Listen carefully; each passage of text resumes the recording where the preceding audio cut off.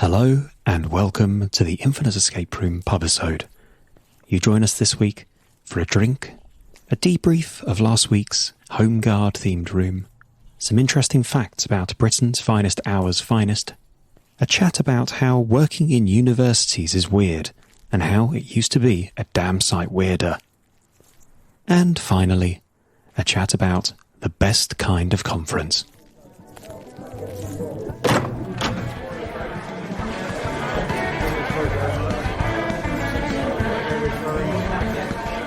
Hello, and you join us now at the Buglers Mittens. It's never met an unpopular bugle player, where we are settling down after the room last week for you, but moments ago for us, where the gang were escaping from a Home Guard World War II hut and a deadly radio. I'm Mike. I'm drinking Brewdog Pride, which is their guava-infused lager. It's kind of similar, I'd say identical to the Lost Guava they did last year, which was really quite nice. It's quite refreshing, quite tasty, quite drinkable. And it's my round. So what's everybody having? So I'm also on Brewdog. I'm drinking a Planet Pale, easy pale ale, and it's very pleasant. I'm going to have to see how many I need to drink before it gets unpleasant. At the moment, it's 2 and it's still very pleasant. That's the logical progression, really, isn't it? Well, unfortunately, we had a party a couple of weeks ago and we've only got random ales in the house that people brought.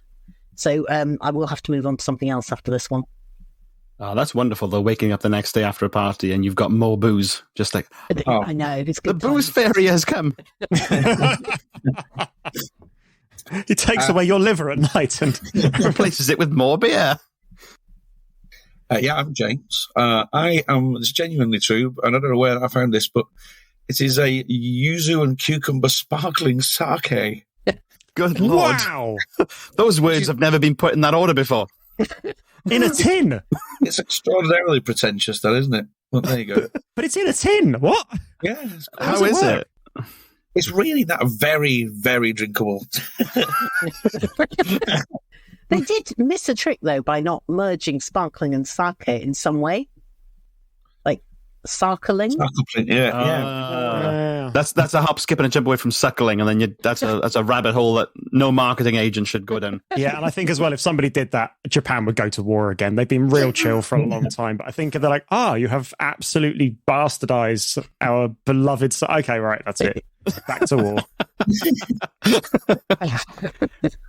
And I'm Jamie, and listeners from the last episode, you might remember that in an act of desperation, I made myself a wee cocktail. Such is my lack of taste and shame that I have made it again. So I have a dry vermouth and peach iced tea. It is actually quite nice. It's a cry for help. It's surprisingly delicious, and it means I've used up the rest of my vermouth. However, listeners, if you can write in with suggestions on what to do with half a bottle of Campari, which is utterly vile, but I need to get rid of it, please let me know. Can you give it to someone you don't like? I don't think I hate anybody that much. I'm loath to part with it because I've paid money for it, so I'm in a bit of a bind. But vermouth and peach iced tea is surprisingly good. I will die on this hill.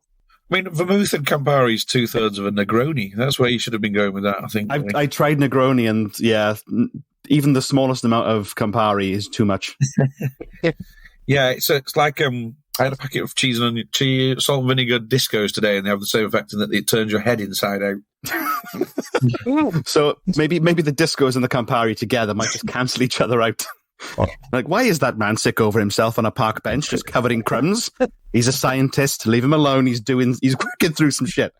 Quickly, get that man some Space Raiders. Stat. That will cancel it out. So last week we were escaping from... I've not really got a proper name for this yet. The Home Guards hut. The Home Guards hut on the hill. Dad's Army doings. Nasty radio. And I thought you all did really well. I was a bit worried going in that the room was either going to be hideously obtuse and utterly unnavigable, or alternatively that you were going to absolutely blitz it instantly. Let's wait. Sorry, no. Yeah, sorry, I forgot. Wait, lads. Oh, James. Well, they're saying that actually, if you speak to my grandmother, she does genuinely speak of the war like, oh, wasn't it brilliant when we were bombs dropping on us? Loved it. Yeah, she loves it. Bless her. But yeah, I thought you guys, how did you find it? I thought it was great fun. I was really, because I know you said listen to an episode, and clearly I didn't. And I was really confused. Listeners, please listen to an episode. Do not follow Nick's example. I'm not going to listen to an episode. Yeah, I actually didn't really understand what you were talking about, or what it was, or what I was doing, or anything. So it was coming in with no expectations, and it massively exceeded. Oh, yeah. That's a good rule for life. It's just set the bar low, and then you're always pleasantly surprised. That's my entire professional raison d'etre.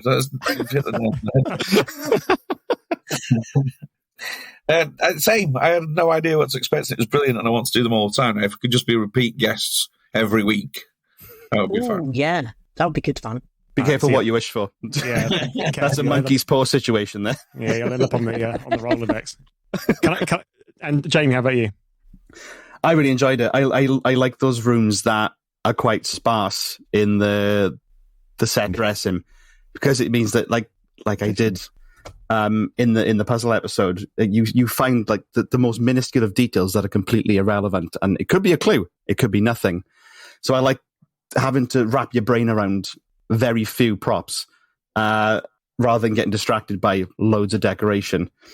And as terrible as I am at being able to match notes in music puzzles, I thought the audio puzzles that you had were really good. I'm very happy that James was there and was able to actually recognise the notes that made. I realised just before we started recording, I was like, "Oh, this is actually quite hard. This one." It reminded me though, because a while ago I started trying to do an escape from a music room puzzle for kids that would be like them trying to get out of a locked music room that the music teacher would fall asleep in. I might resurrect now because I enjoyed it so much. What is a bit niche. That is a great idea. Feel free to steal. I think there's this one and the Mozart one have bits that are theftable. Let me know if you need the resources. Can I tell you some interesting things about things I think are interesting about the room? Oh, please do. So, first of all, Jamie, nailed it. Wanted to do a small one because ages ago we did a few episodes where we just focused on a single object, and I really wanted just everything to focus around this radio and just like interacting with it. And also have been playing around with more sound-based puzzles recently, mostly because I got a little Bluetooth adapter for my my pod track, so I'm able to wire my iPad in and play sound effects up and down, which makes me very, very, very happy. Like much happier than it reasonably should. But also, I have been. I was going through my granddad's books and found a load of really good ones on the Second World War, and one that's just basically a big book of anecdotes from the real Dad's Army, from the Home Guard, and it's just brilliant. Like it's such a Dad's Army, the sitcom, barely even captures the level of farce that was the reality of what was initially the Land Defence Volunteers. And then became the Home Guard. Like it was the first, one of the first armies in history to accidentally kill more of its own countrymen than it did of the enemy. Wow. Because it just gave guns to like just standard civilians and really, really wobbly orders and said like, defend that really important chicken coop against the Germans, put down anti-tank defences. If you imagine now though, that was effectively now I'm 43, so like some of my mates trying to do anything that isn't getting ourselves out of a pub is almost impossible. So defend our borders sounds like a bridge too far, really. Well, that was the thing, though. A lot of it, I mean, early on particularly, there was basically no organisation in place. So some of it was just kind of a group of mates would get together and just sort of, tonight headquarters is the pub. Or, okay, in the name of the country and king and country and the army, we are occupying, again, this pub. And they just get pissed. I saw a really good anecdote of a couple of blokes. They had to guard. There was some sea defences that needed guarding, and they basically had to stand watch on this horrible blasted moor to do it. So what they did was as they did in those days, they built a shed, which was apparently just like full of midges and horrible in the summer and freezing cold in the winter. But it was shelter. But it was just like their get pissed spot. So they just all trot up there when it was guard duty, get wankered, and go home again. That was their entire thing, and that was their command post. Having said that, that sounds like an awful idea. Now it sounds like a brilliant idea. I welcome the third world. No, I never said that. Cut that. Yeah. No, Putin is a listener, actually, so we need to... he's on Patreon, isn't he? He's one of the top-tier Patreons. Yeah. Big Daddy P. But yeah, so there's some really weird stuff about it as well. So despite the fact that ostensibly it was managed by the army, it wasn't actually a formal army. It was technically an armed civilian militia, which means basically that the rules of war treats them as civilians rather than soldiers, which means that basically they were really worried that like the nation was in this mad panic. Incorrectly, it turns out that Germans were going to drop in shitloads of paratroopers and do kind of like an airborne invasion of the UK. And actually they weren't. It wasn't like part of the plan at all, but they were really, really paranoid about it. And they thought, oh God, like, you know, if we do have this kind of this defense force and they get treated like soldiers, we're going to have like half the male population wiped out. So it was very, very clearly stated in like absolutely everything and to everyone that they were an armed militia, a volunteer civilian militia, which means that they're treated, less horribly. Yeah. By the Germans. This assumes that the Nazis played ball. Right. Yeah. And abided by the rules of war. But also, you know, it's something very well with hindsight, but maybe the Germans were planning to invade with lots of paratroopers, and then they got wind of these like crack teams of pissed up English blokes, and they didn't want to go anywhere near them. Because would you? It's a fair point. That's how the Welsh got rid of the Romans so many times. Just got completely wankered, took your kit off, and just charged headlong at them, screaming obscenities. It worked like so many times. It's the Brits are fighty. We are a fighty nation, scrappy. No, to be fair, actually, if there ever had been a land-based invasion, it would have needed to kind of get there with blood every single step of the way. It would have been brutal guerrilla warfare. But initially, at least, it was a total farce because obviously people were signed up, and they signed up in their hundreds of thousands. And then eventually, in the first month, I think 1 million able-bodied men had signed up. And the army went, cool, we need to arm and uniform these people. And they didn't really have, because that was all going to the front line. So if you were lucky, you might have 1 or 2 rather knackered Lee Enfield rifles between the entire unit, which the unit would then have to find a place to lock up safely and be on rotation. So you'd have like wooden rifles for parade. You'd have a selection of, they called them denims, sort of fatigues, which were often sent in kind of odd sizes. So it was whatever's left over. So you could get some like extra XL trousers and like XX small vests and have to kind of like, try and make that work for uniforms. There was one where the XL trousers would have been fine. I'll have those, whatever you want, divvy the rest of it between you. But there's a really good one. There was a platoon had 6 rifles to share between them, and they were trying to kind of rotate them around to make sure everybody got a go. And they built themselves a special gun cabinet up in like the community centre roof with a special lock on everything to keep the guns secure, except that everybody was always a bit drunk and forgot the lock combination. So what they'd do is they'd always just snap the lock off. They'd snap the top off with the rifles, just bash it up to get things out. And in the end, they just end up having to just hide them in the eaves of the roof because they shattered the gun cabinet. That's the crazy pathos of all that kind of stuff now, because and Dad's army is the fact that all these people had to do this kind of crazy life-threatening in there, right? They assumed that at any moment it could be completely invaded, but had, like you say, like monitor the 2 guns that the village owned or whatever as well. Yeah, wow, what a time! Yeah. And then morale was really like up and down as well because the orders were very unclear. It was like, okay, you need to secure strategically kind of important positions, and sometimes those were provided, and other times those weren't. So you could have a village would be like, do you know what? The pub is the strategically important location in this area. But you'd also get some who'd be like, actually, do you know what? We're going to get a little bit of payback. And they'd be like, hey, Lord Richington, guess what? Your manor is the strategically important area here. It's got great views of the countryside. I'm afraid we need to camp out in your wine cellar. Motorists as well. Basically, a lot of people were very jealous of motorists. I think there was only like 1 in 20 people in the UK had a car at the time. No, it was not even 1 in 20. There weren't many cars on the road. So every time a motorist came by, they'd stop them to ID them. They'd set up like little checkpoints. And there's a good example of people getting arrested or having their tyres shot out because they'd been stopped 30 times in a single drive and had just decided to stop stopping at the checkpoints. Just because people were like, oh, here comes another motorist. Oh, let's have a look at your papers. Oh, dear. Kicking the tyres. What's going on here then? It was, oh, yeah. What The a scary time. thing about this is it reminds me of any time you've ever done any local community volunteering and how terrifying that is with the personalities that are usually involved in that. Oh, yes. Yeah. Wow. Yeah, no, I'm actually so with you on that. There's something about it that attracts very intense people. Yes. With those code names that you had on the notice board, were those references to characters from Dad's army, or they just made up Parsnip and Smudge? And Oh, they were actually significant. So my granddad passed away recently. So I found out a lot about him, as you do with these things. And we were going through his old photos and found one of him when he was stationed in Germany as a tank driver with one of his mates who was called Smudge. And then I spoke to my mum, and her dad had a mate when he was doing his national service called Parsnip. So Parsnip and Smudge were two actual people. And I was just thinking, God, they did nicknames really well in those days. Like, that's such a good nickname, Parsnip. What a great name.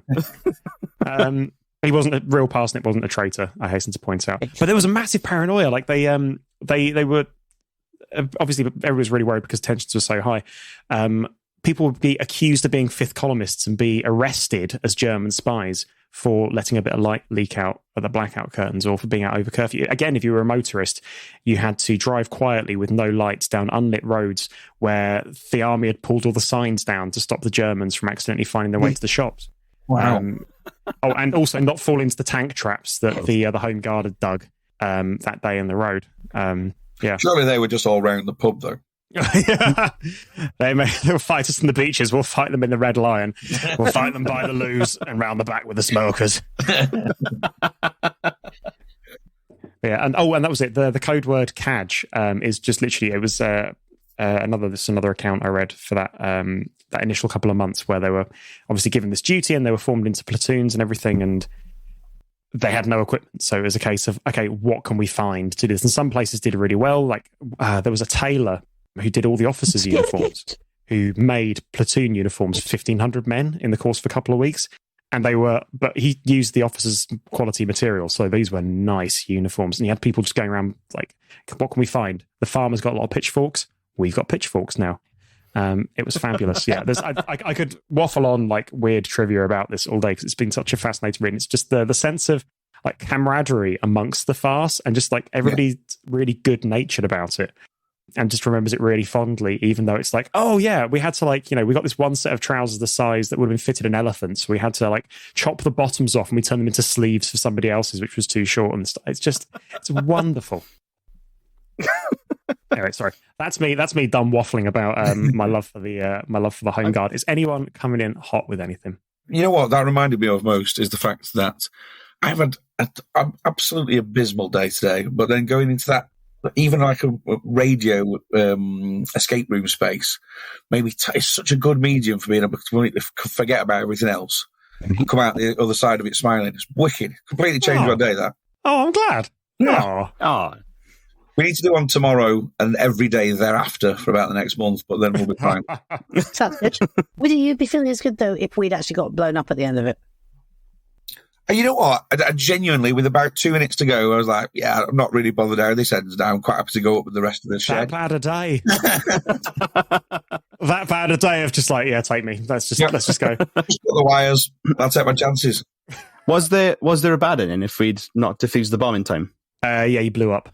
Just that. Just you blew up. Yeah, you blew up. My note to myself is blow up, and then the Home Guard captain comes and says strange words over the wreckage and your bodies. That's my entire note. I would have just improvised something like, you blow up, and then the captain's there, and he's like, oh, crumb jiggery bumbles, Hums. What the crumpets is my bingus? Or something. Given their proximity to us at the end of that, surely bits of us would have just blown over their heads on the way to the shed. Actually, yeah, they were basically out the door at the end of that. They'd probably have gone with you. Jiminy Crikles, I seem to have lost a hand. There was one point towards the end where I was going to suggest that myself and Jamie go as far as we can to one end of the shed and that James just takes one for the team and sits on the bomb. Just hug the radio until it's all over. I mean, that if there is a metaphor for our professional lives together, that is it.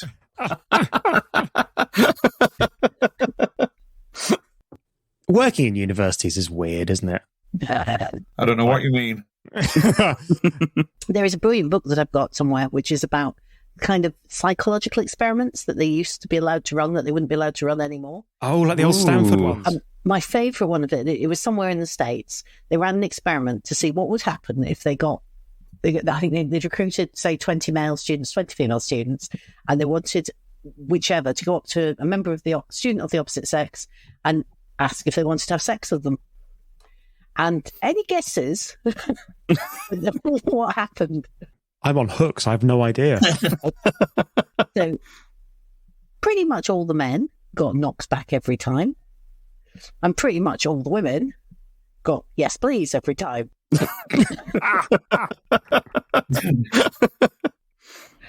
But that's proper psychology, and you're not allowed to do it anymore. That's tragic. Oh man, I want more. That's proper. That's the.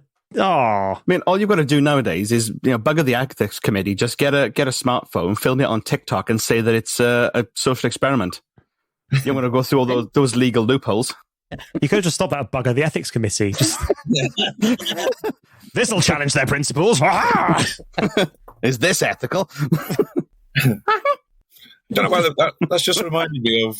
I think it's something like the coal tar plant or some variation of a coal tar plant.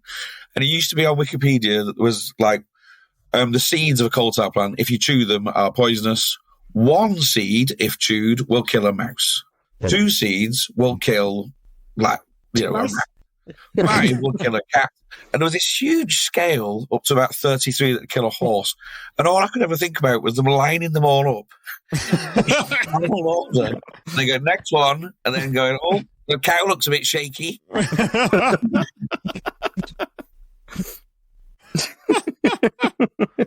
How did he do that? What?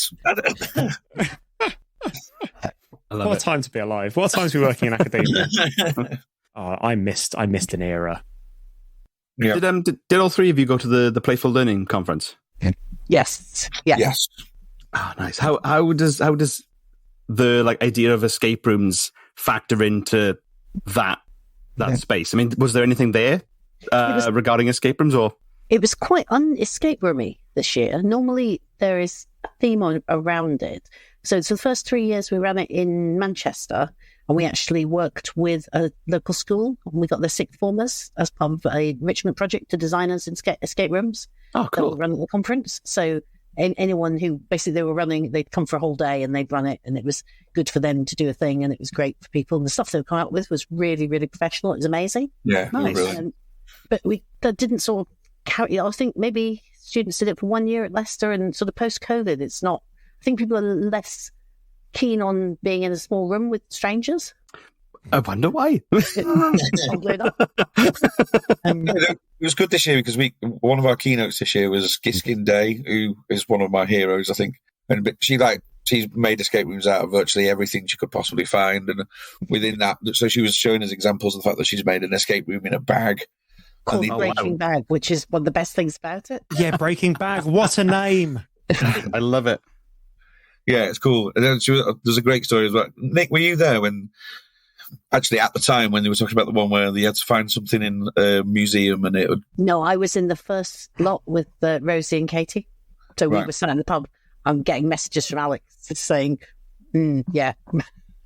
I'm not going to tell the messages were, so it's just not undermine your story. This was an escape room in a public space, wasn't it? And it was in the V&A in London. Yeah. Ooh. But then, so your lot did it really well, and it was fine. And then the next group that went in, the sort of denouement of the thing was that they had to get a code to then go to the baggage check-in bit and retrieve a bag. And Giskin had to change one of the elements in it, and the security team had put it back in the wrong section, so that when they got the bag out, it was someone's laundry as a the thing they were supposed to be getting out of the escape room. Oh god! If I was me, I would have just immediately started wearing anything that was there. Like, oh, that's got to be a thing, right? I think that's the thing negligee.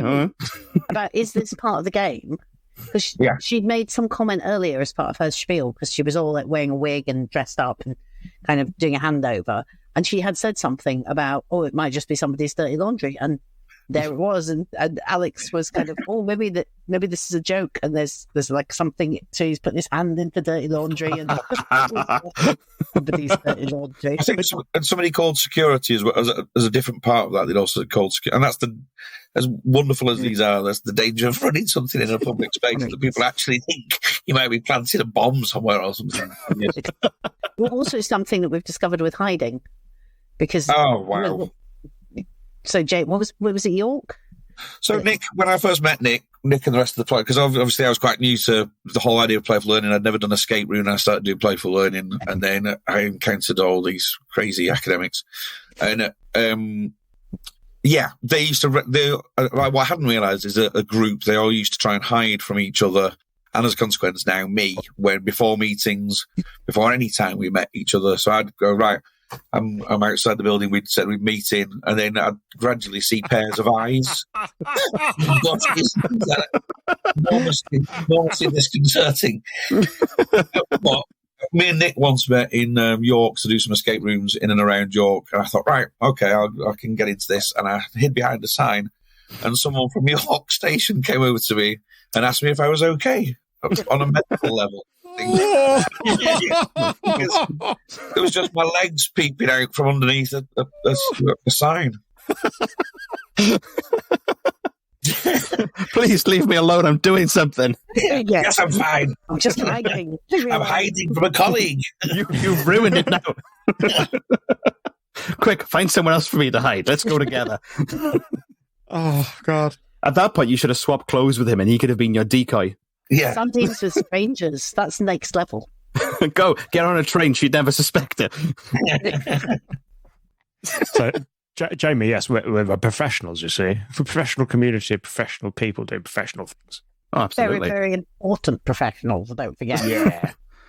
Actually, we've referenced the Playful Learning Conference a few times here, and I know we talked about it on the other podcast, Pedagodzilla, but just for non-education people, can we explain it? Because I think, weirdly, the overlap between it and escape rooms is actually pretty significant. So it's not a cult.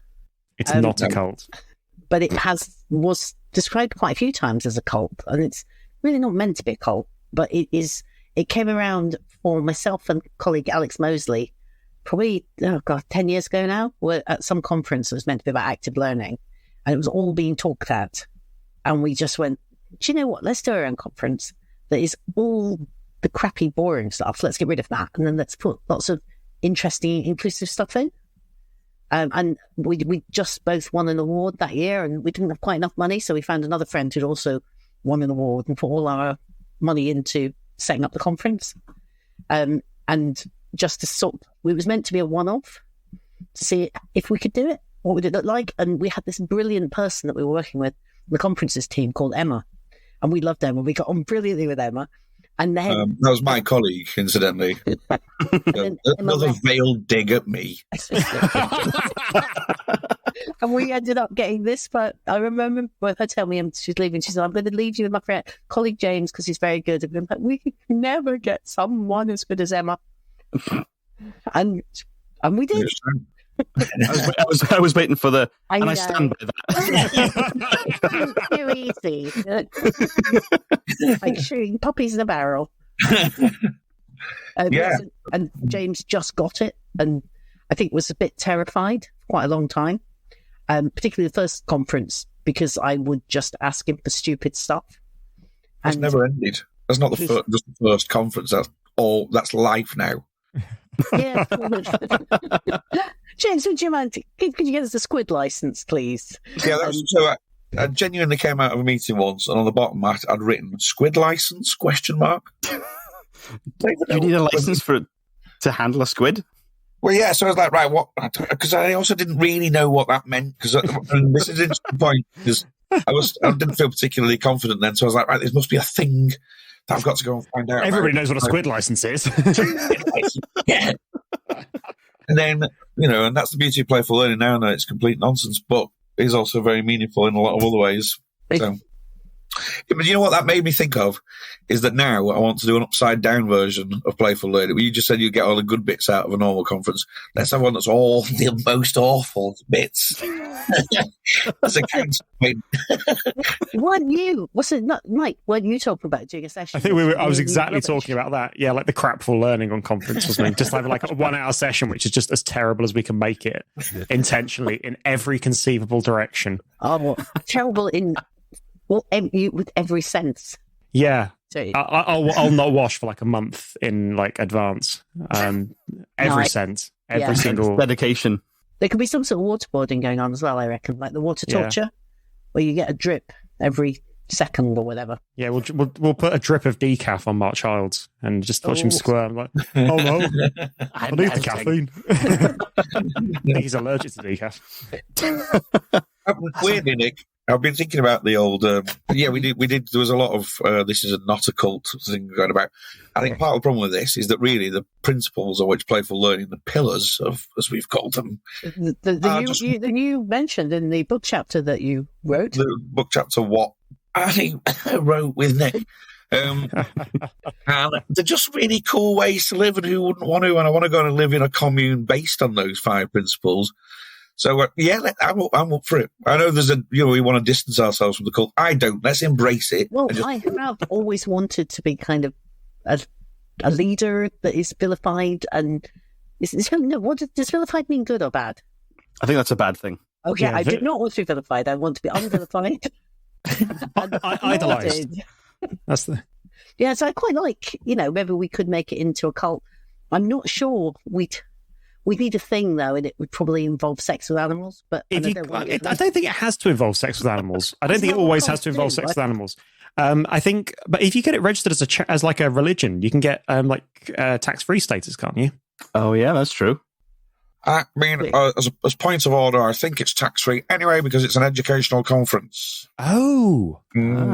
It's educational and religious. You get a double tax break on that. Maybe the government gives you more money. Yeah, if you genuinely, if you work in education, either here in the UK or internationally, I genuinely would check it out. It is an absolute banger. This was my second year, only my second year going, but it genuinely feels like coming home. If you're strange, if you're a bit normal and really, really, really love a good long PowerPoint presentation with no interaction whatsoever, then maybe this isn't for you.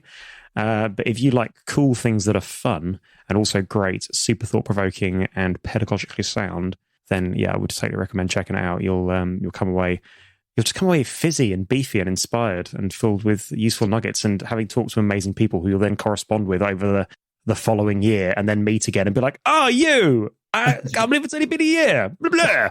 And just have a great time. And also useful nuggets. Difficult second album. Yeah. Before we head off into the night and get our much needed and well-earned kebabs, anybody got anything they want to plug, shout about, or grumble about? I can talk about crisps. So I did bring some crisps in the pot, but then I decided that probably eating crisps was not conducive to the noise. Well, it's good that you said that, Nick. Good for you, Nick. For someone who is a first-timer to the Infinite Escape Room podcast, you know that consuming crunchy goods on an audio podcast is a sin, some might say. A sin.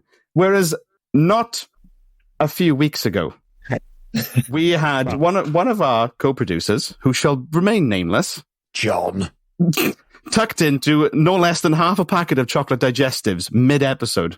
Wow. Unacceptable. And he didn't even share them.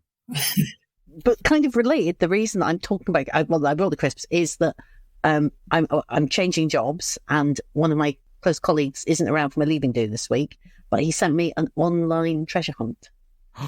Oh, very cool. It was really cool. And basically there were these little poems that he'd done for me, and there were 6 of them, and I got to number 5, and I got really, really stuck. And then I thought, hang on, okay, he's on holiday, and I'm not going to bother him on holiday, but I need to know what the hell's going on. And then I had this moment of, hang on, he's not going to have written them himself. He's going to have written them using our departmental chat GPT account. And he's not going to have deleted his history. And sure enough, there in his prompts was the answers to my question. So I managed to do the treasure hunt, and it took me to a package that was in one of the rooms in our department, which I then got one of my colleagues to go and pick up, and it was a multi-pack of 40 bags of crisps. That's amazing. Legend. Which is amazing. How many have you got left? These ones. Listeners, Nick has out of a single, very small packet of crisps. That's such a lovely idea. Oh, I need to do that for our next on-campus day. Yeah, good. And I think the quiz was just done with, I think it was Microsoft Forms. It was very... Oh, nice. The tech was really nice. And the world needs more puzzles, just in everyday situations. Yeah. Confuse and delight your friends. I'll say, Jamie, have you published any new puzzles of late? Because I know you've been like hanging behind Step with his book nook. Which, by the way, if you enjoy an escape room and you like a puzzle, you need to check out Step Locker's book nook. Oh, it's just, and if you like books and nooks, I know you like nooks. James's face says, "Did you say nooks?" Second to a Ginnell or nook is one of my favourite things. I mean, Jamie, do you want to? Are you puzzling anything at the moment, or are you? Well, I published something less than 24 hours ago, as it happens. So yeah, at some point during one of the various lockdowns, I started working on a downloadable print and play pirate themed escape game, where you can use different locations around your home as part of the game using like a central code book. And then I did most of it, and then I lost the files for more than a year. Wrote it off completely, miraculously found them again, and I've been tinkering away over the past few months. And yesterday, I finally hit the publish button. It's called Pirate Party Quest, and I'll see if Mike can put a link to it in the show notes. I've checked up on like Ko-fi for like $5. Instant download kind of vibe. Good 45, 60 minutes, something to entertain yourself and the kids over the summer holidays. Should be a lark. It's amazing. Anything else people want to talk about or plug, or shall I bring us to a close? I've finished my sake. I'm sorry.